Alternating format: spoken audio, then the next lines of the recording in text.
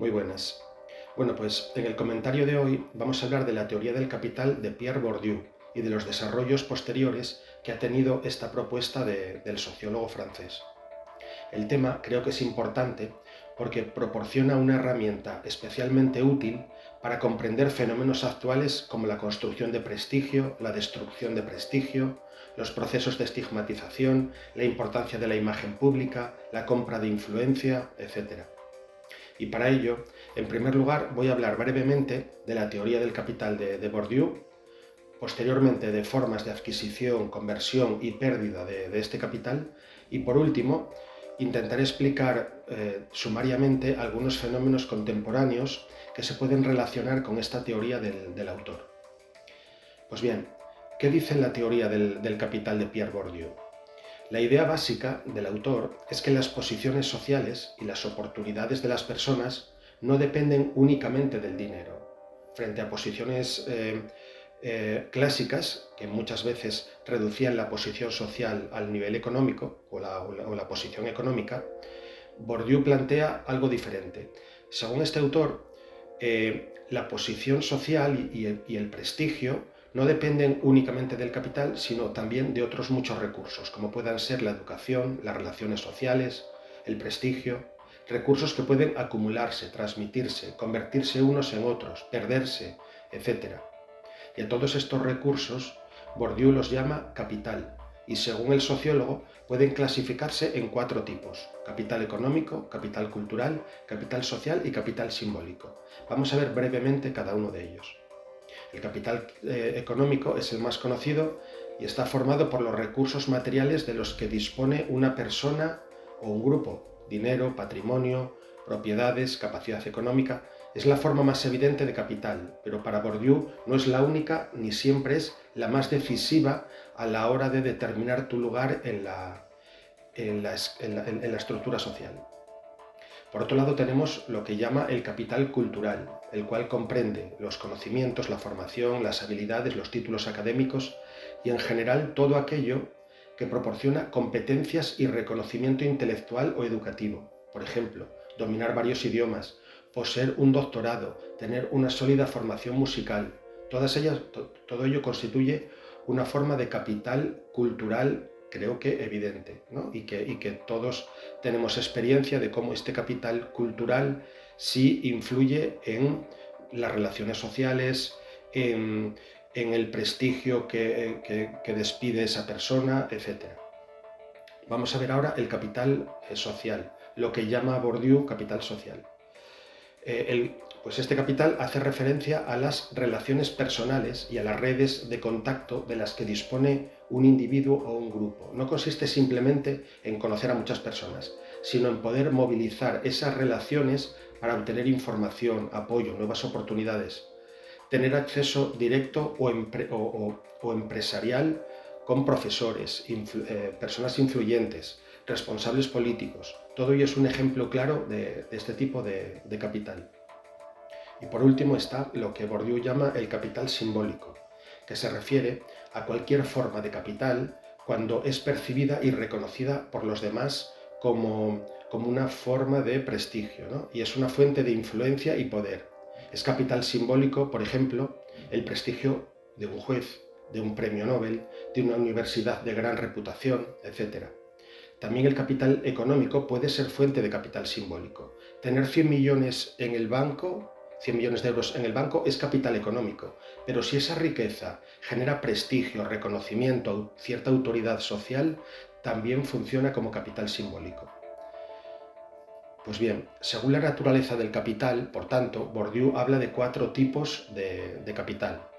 Pero, según el autor, el capital también puede clasificarse al menos según otros 2 criterios. Lo que llama capital potencial y capital efectivo, por un lado, y capital positivo y capital negativo, por otro. El primero, el capital potencial y efectivo, distingue entre recursos latentes que tiene el individuo o el grupo y recursos que ya producen efectos sociales para ese individuo o ese grupo. El segundo criterio, el de capital positivo y capital negativo, pues se refiere a aquellos recursos que generan ventajas y recursos que actúan como una fuente, que actúan como una fuente de ventajas, pero también podemos hablar de capital negativo, cuando constituye una fuente de desventajas o de estigmatización para el grupo que rodea a esa persona, ¿no? Es importante tener en cuenta también que estas formas de capital operan siempre dentro de un determinado campo. Un mismo recurso, un mismo tipo de capital, puede constituir una enorme ventaja en un contexto y sin embargo resultar irrelevante o incluso convertirse en un estigma en otro contexto o en otro campo. Por ejemplo, determinados rasgos físicos, formas de hablar, modos de vestir, etc., pueden generar prestigio en unos grupos, imaginemos en un ambiente carcelario, por ejemplo, y ser objeto de rechazo o estigmatización en otros, ¿no? Por ejemplo, en ambientes más clasistas, por ejemplo. Otra idea importante de Bourdieu es que los distintos tipos de capital no son independientes unos de otros, sino que pueden adquirirse, heredarse, perderse y sobre todo convertirse unos en otros. Por ejemplo, el dinero, que es capital económico, puede fácilmente convertirse en educación, que es capital cultural. La educación a su vez puede generar prestigio, capital simbólico, y el prestigio puede abrir nuevas oportunidades económicas, sociales, etc., generando así una suerte de círculo o circuito positivo, ¿no? de prestigio, influencia, capital, etc. Los tipos de capital, por otro lado, tampoco son permanentes para los individuos o grupos. Pueden deteriorarse por falta de mantenimiento, quedar obsoletos por cambios sociales o culturales, dejar de producir ventajas cuando cambian las reglas del campo en el que operan esos distintos capitales, etc. Otro aspecto importante del capital es que puede transferirse, cederse o ponerse al servicio de otros agentes. Un individuo o una institución pueden utilizar su propio capital para reforzar la posición de terceros, ya sea mediante una recomendación, una acreditación, un premio. Del mismo modo, el poder político puede transferir recursos económicos a determinados medios de comunicación, con el objetivo de obtener a cambio visibilidad, legitimidad, prestigio, etc. Y bueno, pues es importante señalar también que la propuesta de Bourdieu ha tenido una importante influencia y numerosos autores posteriores la han ampliado e implementado, incorporando estos autores posteriores nuevas formas de capital, como el capital lingüístico, el científico, el político, el digital, el erótico, explorando con mayor detalle de lo que hizo Bourdieu, por ejemplo, los mecanismos de acumulación, conversión, transmisión, pérdida de unos tipos de capital, etc. Y hasta un punto en que la teoría ha tenido tal influencia, la teoría del capital de Bourdieu, que sigue hoy en día todavía como un campo de investigación abierto.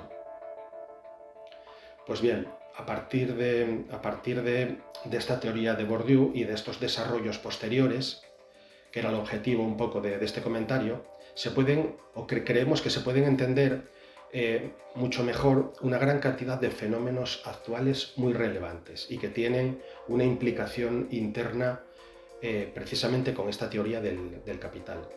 Por ejemplo, la teoría ayuda a entender por qué partidos políticos, empresas, movimientos sociales dedican una enorme cantidad de recursos a fortalecer su imagen pública, proteger su reputación, etc.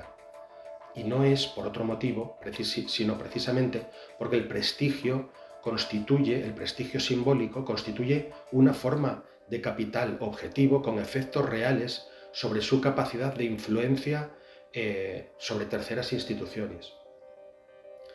Por otro lado, gracias a la teoría de Bourdieu y los desarrollos posteriores, se puede también entender un fenómeno como es la producción institucional de prestigio y legitimidad. Esto es, universidades, medios de comunicación, tribunales, asociaciones, partidos políticos, con frecuencia intentan contribuir a transferir reconocimiento y autoridad a determinadas personas, grupos, en muchas ocasiones creando redes clientelares, ¿no? Quiero decir que esta teoría explica algo hasta cierto punto frecuente, algo que encontramos con frecuencia en la prensa, en los medios de comunicación, ¿no? Sobre cómo unos grupos influyen sobre otros intentando crear una red clientelar con estos otros grupos para, conjuntamente, cooperando conjuntamente, proteger mejor los intereses mutuos, ¿no? Y esto se puede hacer tanto por vías, por supuesto, legítimas, como por vías menos legítimas. Por otro lado, también pueden entenderse con la teoría del capital de Bourdieu fenómenos que operan en sentido contrario, ¿no? Por ejemplo, los procesos de estigmatización, donde se generan estigmas que funcionan como una forma de capital negativo. Recordemos que hemos hablado previamente del capital positivo y el capital negativo. Y de este modo hay procesos de estigmatización donde algunos grupos intentan que otros grupos queden investidos de una suerte de capital negativo y de este modo quedan reducidas las oportunidades y el reconocimiento de estos individuos o colectivos. Pensemos, por ejemplo, en una persona con antecedentes penales que, pese a contar con una buena formación y experiencia laboral, por ejemplo, encuentra enormes dificultades para acceder a un empleo porque el estigma acaba reduciendo el valor efectivo de sus demás capitales, ¿no? Y podríamos ver aquí también una suerte de juego sucio, ¿no? Intentando que eso repercuta en otros campos, incluso si se hace público, si algunas personas a propósito tratan de hacer público ese pasado de esa persona que ha tenido que tiene antecedentes penales, etc. Algo similar ocurre también con lo que Bourdieu llama ceremonias de degradación, mediante las cuales una persona o una institución pierde públicamente prestigio y legitimidad, de modo que queda alterada de forma muy importante su posición social. Es lo que sucede, por ejemplo, cuando un cargo público se ve obligado a dimitir tras un escándalo o cuando una empresa pierde la confianza de los consumidores después de conocerse un fraude muy importante de esa empresa. Y aquí vemos también operando como el capital negativo, ¿no? Cómo el capital negativo pesa sobre una persona cuando se ve envuelta en un escándalo, etc. Y ya por último, la teoría del capital creemos que también permite analizar la compra de influencia y la conversión de unos capitales en otros. Por ejemplo, cuando los recursos económicos pueden utilizarse para obtener prestigio, apoyo social, influencia política, capacidad de persuasión. Por ejemplo, cuando una empresa financia grandes eventos culturales para mejorar su imagen. O cuando un gobierno concede importantes subvenciones a determinados medios de comunicación con la expectativa de obtener un trato más favorable. O al revés, para que sus rivales queden investidos también de una suerte de capital negativo que funcione como un estigma y de este modo ven reducidas su capacidad en tanto que oposición, ¿no? Y bueno, hasta aquí la teoría del capital de Bourdieu. Creo que es una herramienta muy útil, como he dicho, para entender muchos fenómenos contemporáneos, por eso quería traerla hoy un poco a colación. Bueno, pues muchas gracias.